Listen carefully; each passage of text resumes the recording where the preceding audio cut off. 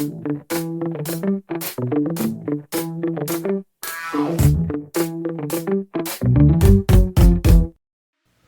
upon a time, trolling was a small personal act of chaos.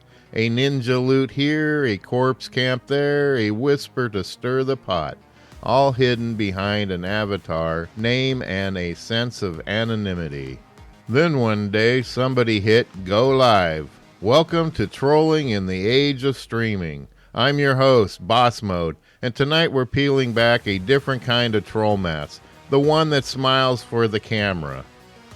This isn't just about MMO drama anymore. This is about what happens when the audience joins the party. When every dungeon run, raid wipe, or PvP duel becomes content. When griefing turns into entertainment and outrage becomes the business model. Because make no mistake, in 2025, trolling isn't just chaos, it's currency. Today we're diving into how streaming transformed MMOs, how it took your average raid leader and turned them into a minor celebrity, how the once invisible troll learned to farm attention instead of loot, and how the MMO landscape became a digital coliseum where every meltdown, every misstep, and every bad take can go viral in seconds. If the early internet was the Wild West, streaming is Rome, decadent, loud, and full of people watching just to see who gets fed to the lions. So grab your headset, check your mic, and pray your camera's off. Because once the red light goes live, you're not just playing the game anymore, you are the game. Let's roll back to where it all started, the dawn of the MMO streamer. Before Twitch, before YouTube gaming, before live alerts, new subscriber in your ear, there were the raid leaders with microphones, the first real MMO performers. In World of Warcraft's Burning Crusade era, raids were massive, 40 players deep, and running one wasn't just a test of skill, it was theater. The best raid leaders didn't just know the mechanics, they had presence. You could hear it in their tone, calm, commanding, maybe a little terrifying. I once raided under a guy named Sarnik the Unbroken. Every night his voice came through Ventrilo like a general briefing his troops. Phase 2 incoming, stack tight. If you pull aggro, you will die, and I will laugh. He wasn't famous, he wasn't streaming, but people logged in just to hear him lead. And when Twitch arrived, people like Sarnik became content. That same charisma, that same mix of control and chaos, it translated perfectly to streaming culture. Because let's face it, MMO players have always been part performer, but now they had a stage. When Twitch hit the mainstream, suddenly the raid wasn't just a game, it was a show. The raid leader wasn't just managing mechanics, they were managing the audience. Chat was the new raid team, and that meant two things, more fame and more fuel for trolls. There's a clip that still circulates on MMO meme pages from Final Fantasy. A streamer named Kylo the Tank was mid-live stream tanking a savage raid. He was doing fine, holding aggro, calling mechanics, chatting with the viewers. Then, during the phase transition, he looked over at his chat to read a donation message. You can probably guess what happened next. He missed his cooldown. The boss cleaved half the group. Raid wiped. Instantly, chat exploded. Nice poll, streamer. Maybe play the game instead of the chat. LMAO content. And in a moment of glorious irony, Kylo slammed his desk, shouted, "I was reading your message," which of course became a meme.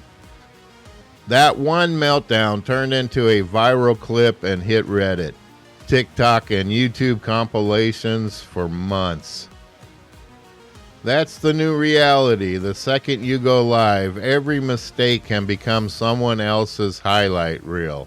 Every reaction, every rant, every slip up is potential content for a troll with a screen recorder. But that's not the dark part, not yet, because the truth is streaming didn't just amplify the players, it amplified the trolls too. Back in the days of EVE Online, battles were legendary. Hundreds of ships, thousands of players, one war at a time. But when streamers started broadcasting those fights live, things changed. Suddenly, enemies didn't need scouts. They could just open Twitch. They could watch your battle unfold in real time. One alliance leader named Archean Prime discovered that his stream delay was off by 10 seconds, just enough for his enemies to track every command he gave and counter it. They baited his fleet, wiped him out, and mocked him live on his own chat. The clip title, "The Stream Snipe Heard Around the Galaxy." He quit streaming the next day. But his defeat became legend, immortalized in videos, memes, and EVE's own player history archives.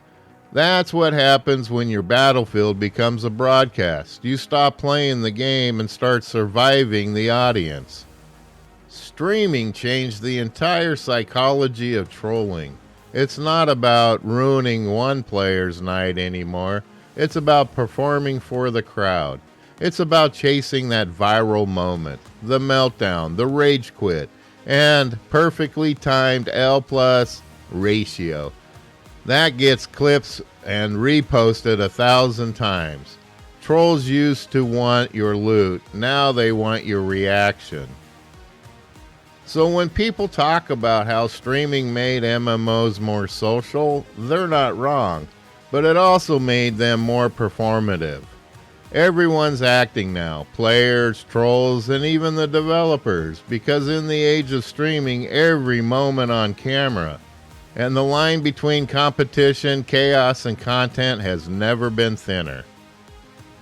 Here's the thing about streaming. It's not just the streamer anymore. It's the chat, the crowd, the digital mob with keyboards and pitchforks.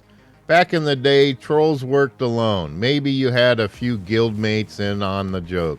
A whisper here, a gank there. But now trolls roll deep. Entire audiences coordinate in real time. They raid chats, spam emotes, crash events, and then call it content. Welcome to the age of parasocial trolling, where you don't even have to log into the game to ruin someone's day. You can just drop a few do-nos, throw a few snarky comments in chat, and sit back while chaos unfolds live. Let's start with Elder Scrolls Online. A streamer named Queen Raven was running a casual raid with her guild. Good vibes, some friendly chatter, maybe a little too much wine. She had a few hundred viewers, most were chill, but one viewer going by Sir Spice decided he didn't like the way she tanked a boss. He dropped a $20 donation just to say, "You're bad at this game. I could tank circles around you." The chat laughed. Raven clapped back, all in good fun, but Spice wasn't done. He invited his friends to come watch the meltdown. Within minutes, dozens of troll accounts flooded in, spamming "easy tank" and "report the healer," until the entire guild disbanded midstream out of frustration. By the time she logged off, her VOD had 20,000 views, and the clip was trending on MMO subreddits. That's the sick truth of parasocial trolling. People don't need to grief you in-game anymore. They grief you in public, and the crowd rewards it. And once that door opened, the line between fan and troll blurred. A viewer might hype you 1 minute and clip your outburst the next. They cheer your victories, but what they really want is the breakdown, the yelling, the hot mic moment that'll make you viral.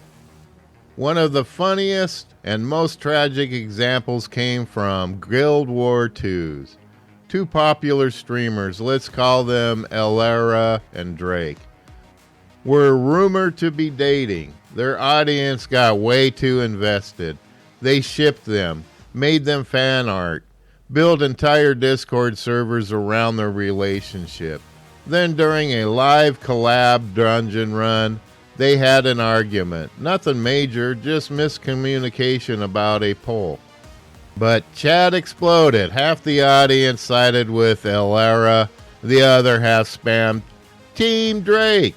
Within an hour, both their chats were at war, reporting each other's account, brigading Reddit threads, and even trying to get each other banned from the game.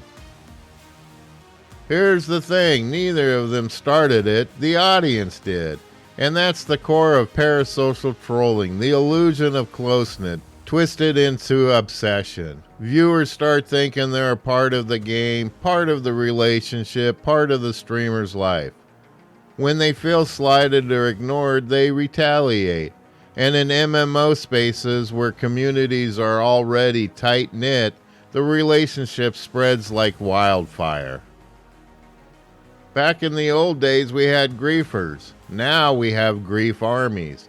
And while some trolls just want laughs, others want blood, they orchestrate hate raids, fake call-outs, and stream snipes not to get loot, but to make people quit, cry, or lash out.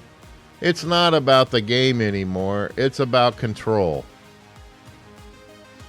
If you think trolling is about insults and ganks, you're missing the big picture. Modern trolls have adapted. They've evolved. They've learned to monetize misery. In Ark Survival Evolve, stream sniping is practically an art form.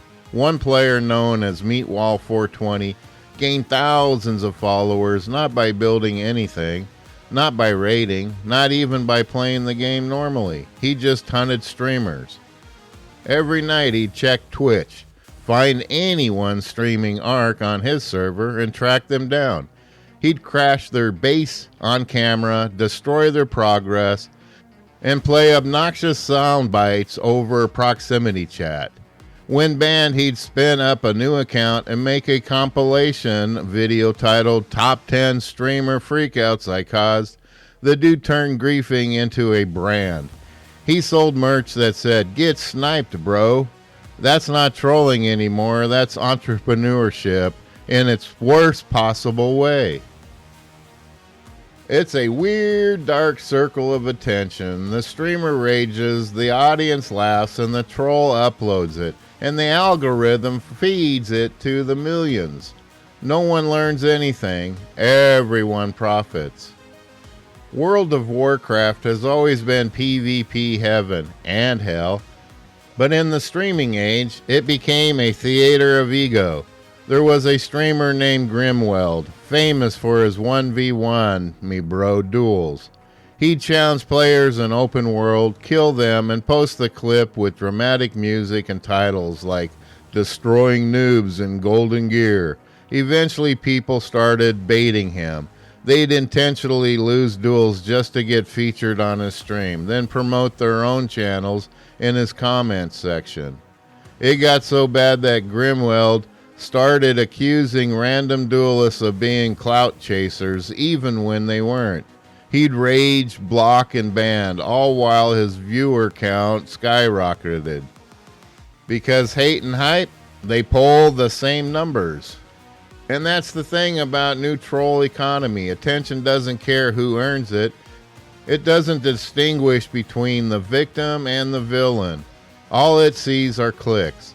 Not all stories end dark though. One player, Kira Blade, used the stream snipe small ESO creators for laugh. She'd invade their PvP matches, taunt them with emotes, and post montages titled Destroying Wannabe Streamers in Cyrodiil. But one day she targeted a guy named Elder Whisper, a chill older streamer known for helping new players. Instead of raging, Elder Whisper laughed. He invited her to join his guild. At first she thought it was a trap, but he was genuine. Over time, she started helping his community instead of harassing them. She went from griefer to mentor, helping players learn PvP mechanics. Months later, she even did a stream titled From Sniper to Healer, My Redemption Arc. It blew up. Sometimes the best revenge isn't counterattack, it's compassion that hits harder than any critical strike. That's rare though. Most of the time, trolling thrives because we feed it, with clicks, with outrage, with attention. And in the age of streaming, attention is the ultimate loot drop. People used to grind mobs, now they grind engagement. Alright, we've seen how streaming turned trolls into micro-celebrities, how the audience became a weapon, and how attention itself became a form of currency. But there's another side of the story, one where players, creators, and communities started fighting back. Because here's the truth, MMO gamers might be chaotic, but we do have a moral code, even if we only remember it between patch cycles. There's a popular Final Fantasy streamer known as Naomi Dawn. A couple of years ago, she was streaming her casual raids, and like most streamers, she read chat in real time. But as her viewership grew, so did the noise. Trolls dropped in to comment on her voice, her gameplay, her looks, you name it.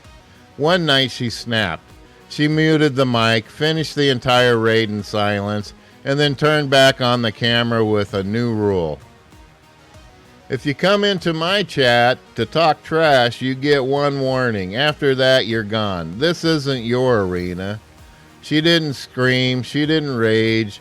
She just laid it out like a pro raider, setting the terms of a boss fight.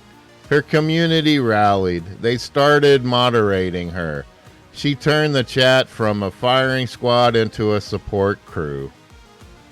And now, her channel's known for the quietest, chillest raid nights in Final Fantasy. Sometimes fighting back doesn't mean yelling louder, it means setting a tone so solidly that no one dares to test it. And then there are the ones who decided to weaponize humor, turn the troll energy against itself. In Elder Scrolls Online, there's a streamer named Barkin Beard. A grizzled old veteran who looks like he's been playing since the Oblivion Crisis. His chat used to roast him constantly. Nice miss. Learn your rotation, old man. So he started responding in character. Hey, call me old again and I'll summon Mayrune's Dagon on your house, lady. It became a bit. His entire channel turned into a comedy sketch about surviving toxicity with sarcasm and roleplay. People who came to troll ended up staying for the laughs. He flipped the script, turned hate into improv. And maybe that's the lesson. You don't always need to ban the troll, sometimes you just need to give them a smaller spotlight. Of course, not every streamer can take that route. Some don't want to play characters, they just want to play games. And for them, the best defense isn't humor, it's systems. When toxicity started getting out of control, developers finally started listening. Games like League of Legends, Overwatch, and Final Fantasy introduced tools to protect streamers and players from harassment. Streamer mode hides usernames, blocks friends' requests, and mutes incoming messages. It's not perfect, trolls still find a way, but it's something. In EVE Online, developers added a stream delay feature after the infamous stream snipe wars. And in ESO, they introduced better in-game reporting and cross-account bans to stop serial harassers. Slow progress, sure, but progress nonetheless. Because let's be real, for years devs treated toxicity like a side quest instead of a main campaign. Now it's in-game content. And maybe the most powerful change didn't come from the devs at all, it came from the community. Players started forming alliances against toxicity. You've got discords and Reddit threads dedicated to exposing harassers, guilds with zero tolerance policies, and streamers collaborating to set boundaries publicly. The same tools that trolls use to amplify hate are now being used to amplify accountability. One of my favorite examples is a small WoW Classic streamer named Mags the Mage. He used to be infamous for rage clips, you know, the kind of guy who'd smash his keyboard over a lost duel. But after getting clipped and roasted across the internet, he took a break, months offline. When he came back, his first stream started with, "I used to think the game was toxic. Turns out it was me." He did an entire stream apologizing to the players he'd flamed. He invited one of his old rivals on to duel again, not to trash talk, but to talk about the culture that made them both angry. The chat that once spammed clown emojis, now filled with support. The streams hit 100K views. Turns out even trolls love a redemption arc as long as it's real. So what did we learn from all of this? The age of streaming didn't create trolls, it just gave them a spotlight. But in that same spotlight, it gave the rest of us a chance to evolve too. To be better leaders, better moderators, better examples of what gaming communities could look like when we stop rewarding chaos and start celebrating respect. MMOs have always been about stories, epic battles, legendary loot, unforgettable characters. But in the streaming era, the story is us. The way we act on mic, the way we treat others, and the way we handle being seen. Because now, we're always being seen. So the next time you log in and turn on that stream, remember, the audience isn't the enemy, the trolls aren't unbeatable, and the best way to deal with noise is to make something worth listening to. I'm Boss Mode, and this has been Trolling in the Age of Streaming. And now, a word from our sponsor. Subscribe now to MMO Madness, Behind the Troll Mask, sponsored by Boss Mode Fashion, because even if your DPS is trash, your outfit doesn't have to be. Find your next respawn-ready outfit at bossmodefashion.com. Got a grief story or redemption arc worth sharing? Email me at podcast@mmomadness.com. Your tale might just make it into a future episode. Until next week, keep your mic clear, your chat clean, and your sanity intact. This is Boss Mode out.